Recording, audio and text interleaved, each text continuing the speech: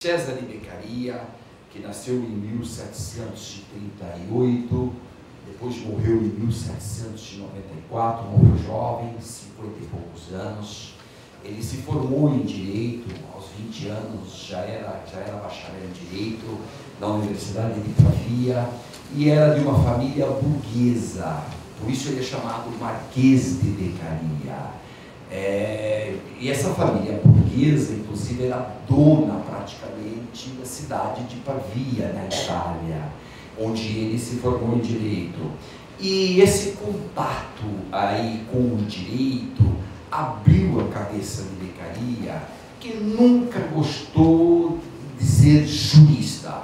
A rigor, ele não foi jurista, não foi por esta linha. Beccaria, na verdade, escreveu o livro famoso dele, Dos Delitos e das Penas, e publicou este livro em 1764. Este livro saiu de maneira anônima, porque era a denúncia mais contundente contra a justiça penal do seu tempo, que era a justiça inquisitiva dos massacres. Beccaria, então, pode-se dizer, não era um jurista, ele foi um político criminal, ele foi um político e estudou as questões sociais, mais nesta linha, e sobretudo, o que ele foi mesmo foi economista, porque logo que publicou o livro dele, Dos Delitos e das Penas, um best-seller fantástico, que explodiu em edições, em menos de 20 anos, 30 anos, já tinha 30 edições do livro, foi um sucesso incrível.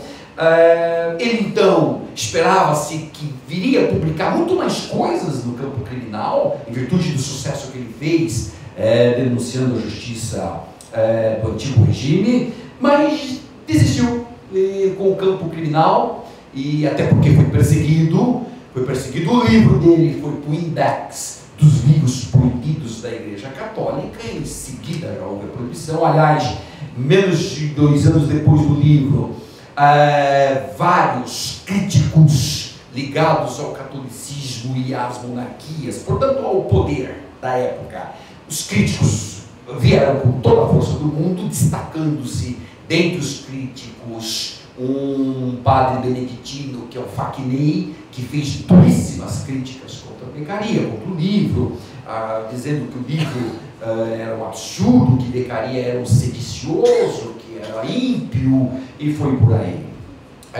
Por isso Beccaria deu uma recuada, e como já divulgou que ele era o autor do livro, porém ele acabou não sendo punido, nem foi levado à fogueira, justamente pelas ligações políticas que ele tinha e por ter uma família por ser marquês de uma família nobre. Do contrário, com certeza Beccaria teria sido levado para a fogueira, como naquela época milhares e milhares de pessoas foram para a fogueira, especialmente ainda nesse período histórico do século XVIII.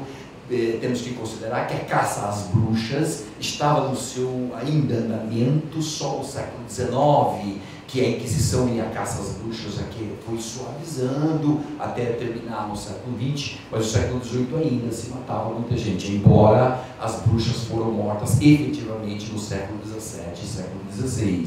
E, de outro lado, foi difícil e é difícil, e até hoje ninguém encontrou nenhuma bruxa. Todas foram condenadas, todas foram para a fogueira, mas bruxa, nenhuma até hoje foi achada. Bem? Mas assim, é contra tudo isso que se insurgiu Beccaria. Tá? Com base em quê? O Beccaria, ele diz assim na biografia dele, que ele teve 8 anos de ensino fanático. Portanto, ele criticava o ensino católico que ele teve. Ele não concordava com aquele fanatismo do ensino católico. Ele disse até que aos 21 anos, entre 21 e 22 anos, eu descobri a filosofia. E disse, me apaixonei pela filosofia, estou com a filosofia. O primeiro livro que ele lê são as Cartas Persas de Montesquieu. A partir da leitura deste primeiro livro de um filósofo contemporâneo a ele, que é Montesquieu, ele se anima, se entusiasma com a filosofia, e aí ele começa a estudar tudo quanto é filósofo do seu período, e até alguns precedentes ao período dele. Dos precedentes, sobretudo, ele começou a estudar John Locke, que era um inglês que elaborou aquele modelo de contrato fantástico, contrato social. John Locke elaborou um dos modelos. Ele estudou Hobbes, ele estudou Hume, ele estudou depois todos os enciclopedistas franceses, todos, o Beccaria estudou, todos. Então ele estudou Voltaire, Montesquieu, ele estudou D'Alembert, ele estudou Diderot, todo mundo. Ele começou a ler, e ele não era muito de escrever. Beccaria, ele confessa isso numa carta, ele era preguiçoso, e ele reconhece, diz que era um mal de família isso, e não é que o neto dele, Manzoni, Alessandro Manzoni, neto dele foi um grande escritor, filho da filha dele chamada Júlia. E o Alessandro Manzoni ele também não gostava muito de escrever, era um escritor e era muito preguiçoso. Ele dizia, o mal de família está comprovado, meu avô era assim, meu bisavô era assim. Em suma, apesar desse estilo de Beccaria preguiçoso e muito melancólico, era uma pessoa extremamente melancólica e extremamente enciumado da mulher, Maria del Blasco. Maria del Blasco foi a primeira mulher dele, morreu aos 29 anos, mas foi mãe de 2 filhas com ele. E ele era apaixonadíssimo pela esposa, mas mais do que paixão, a história dele era de um ciúme brutal, totalmente ciumento. Mas isso não o impediu de fazer a carreira dele toda. Ele escreveu algumas coisas, depois entrou no campo da economia, e logo depois no livro dos Delitos e das Penas, o governo de Milão, na época sob o Império Austríaco, abriu uma cátedra de economia para que ele fosse um economista. Ele assumiu essa cátedra de economia, que levou praticamente o resto da vida dele, um cargo aqui, outro cargo ali, mas Beccaria foi forte nesta linha aí, mais economia, foi mais um economista do que propriamente um jurista ou um político criminal, porque a obra dele é uma única obra. Em síntese, contextualizando, Beccaria então é um escritor do século XVIII. Beccaria está dentro do iluminismo, que é essa corrente filosófica fortíssima, sucede o iluminismo, ele é fruto, o iluminismo foi o fruto final de um movimento que começou no século XV, que é o renascentismo, e o renascentismo significava, nós não concordamos com este regime aqui do clero, nós não concordamos com as verdades e os dogmas religiosos. E aí começa esse renascentismo aqui, depois vem a reforma na Inglaterra, depois vem já todo o movimento republicano inglês, porque a Inglaterra é o primeiro país a construir um Estado republicano dentro da Europa, isso já no século XVII. Aí depois disso tudo vai crescendo, o século XVII ainda, muita gente escrevendo sobre tudo isso, especialmente sobre o direito natural. O direito natural foi uma força, foi um ponto de apoio para eles, dizendo o seguinte: olha, o homem quando nasce, só por ter nascido homem, leia-se, humano, a linguagem deles, homem, a mulher era ignorada, a mulher era nada, a mulher e objeto e coisa era a mesma coisa nessa época, né? Então eles só falavam homem, mas isso hoje humano.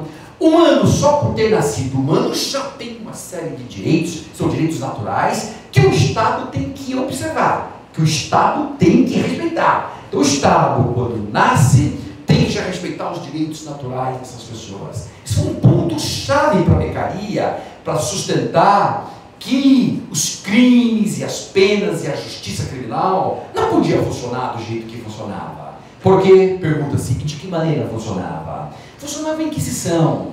E a Inquisição, todos nós sabemos como é que funcionava. Denúncia anônima, em seguida, prisão imediata da pessoa, em seguida, tortura, para quê? Para confissão, em seguida, mais provas se possíveis, em seguida, arrancado, torturado, outras delações, que ele delata quem mais, e no final, o mesmo juiz que investiga é o juiz que preside, que condena, e ele mesmo muitas vezes é o que executa ou preside a execução, e a condenação era invariavelmente a condenação morte na fogueira. Então esse era o sistema inquisitivo. E aí nós temos então pontos relevantes para nós nos conectarmos à Beccaria. Eu repito, a doutrina dos direitos naturais foi muito importante. a doutrina do contratualismo, ou seja, o Estado tem que nascer dentro de um contrato social, contrato que nunca foi firmado, nós nunca subscrevemos, ninguém assinou esse contrato, foi uma ficção inventada para legitimar a existência do Estado. Né? Então, como é que funciona o contratualismo? Todos cedem parte dos direitos para o Estado, e o Estado, então, é detentor da nossa seção de direitos, e ele, então, tem a obrigação de nos proteger. No fundo, a lógica contratualista era essa. E Rousseau e Beccaria foi muito mais o contrato de Rousseau, de Locke do que de Rousseau, muito mais. Ele usou muito mais Locke, porque Locke sustentava os direitos naturais, ao contrário de Rousseau, porque Rousseau dizia, não existe isso de direitos naturais, ninguém tem direito nenhum. Rousseau dizia, na hora que nasce o Estado, os direitos previstos nas leis são os direitos que nós temos, mas não são direitos prévios, diferente de Locke. Todos nós temos já direitos naturais. Quando o Estado vem, tem que respeitar os direitos naturais. Então Locke era muito mais garantista, por isso ele aparece mais na obra de Beccaria, mais do que Rousseau. E ademais, Rousseau nem sequer é citado formalmente na obra de Beccaria. Aliás, ele cita pouquíssimas pessoas, mas Rousseau há uma razão para ele não citar. Rousseau publicou o livro dele, Contrato Social, 2 anos antes de Beccaria publicar o dos Feridos e das Penas. E o que acontece? Rousseau foi perseguido imediatamente.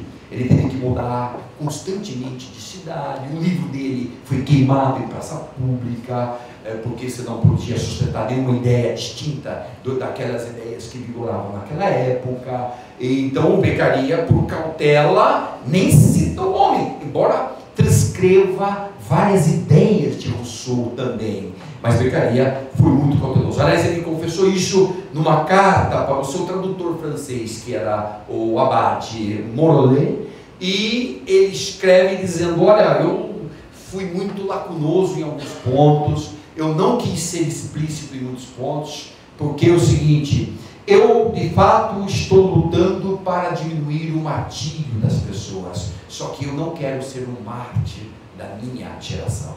Ou seja, ele não quer morrer como um mártir, ele quer diminuir o martírio, mas ele não quer morrer como um mártir. Por causa disso, ele é lacunoso, cita pouca gente, etc. E vai por aí, porque ele sabia das dificuldades de enfrentar o poder constituído nessa época. Qual o poder? Monárquico e clerical.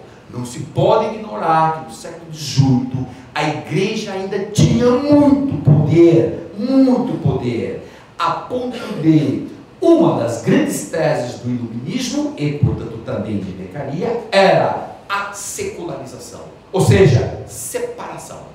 Isso está expresso na obra de Beccaria. Igreja é igreja, Estado é Estado, religião é religião, direito é direito, crime é crime, pecado é pecado. Vamos separar as coisas, ele diz.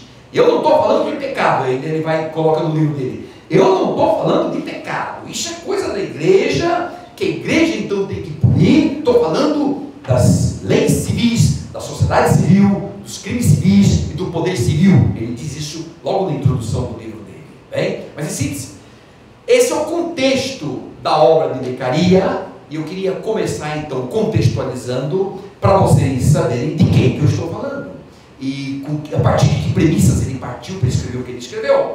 Agora, depois no próximo bloco, outra coisa é o que ele escreveu, as teses de Beccaria, o que ele escreveu, o que ele sustentou. Depois no terceiro bloco, vamos ver um pouquinho os erros, os equívocos de Beccaria. Na minha opinião, se equivocou também bastante, acertou muito e errou também bastante.